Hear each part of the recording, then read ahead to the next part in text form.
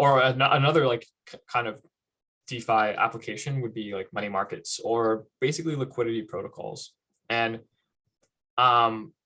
these facilitate peer-to-peer lending, like lending, borrowing, saving. That's another thing that happens in the traditional finance world, like the kind of like what a bank does.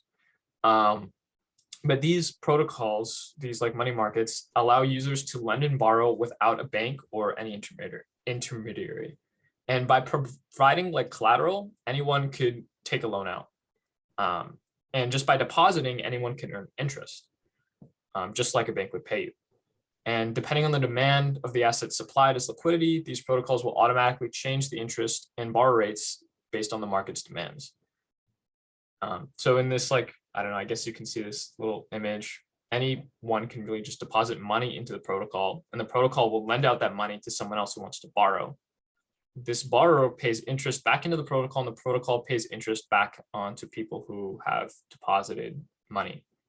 And if there's more demand for borrowers to borrow a certain asset, then the borrow rate or the interest rate will go up for those depositing.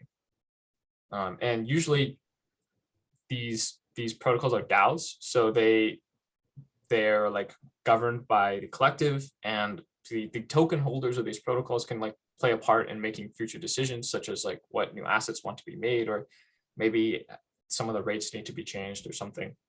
And so like people can vote on new things and on these like platforms. And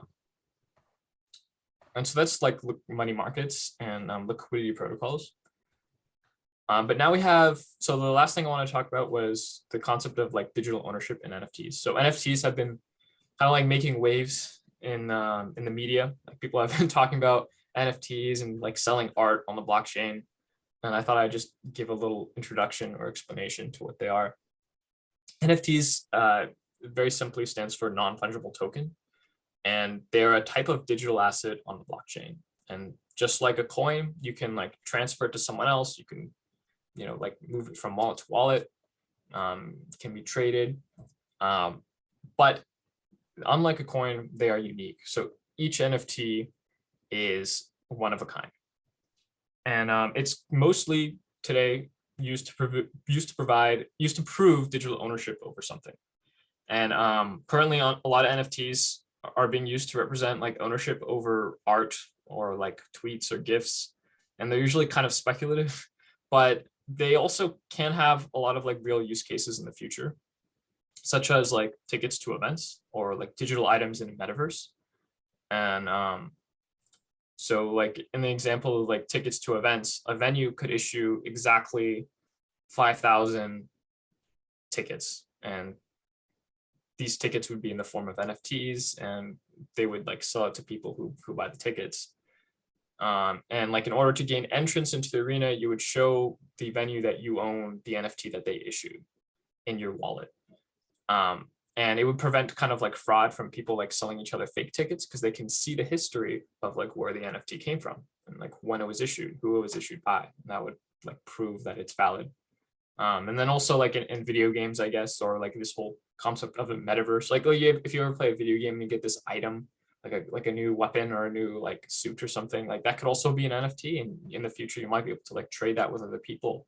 And this is just kind of like moving ownership away from like any central entity like a game, but to like you as a person. Instead of game controlling the asset for you, you can own that and like control where it goes.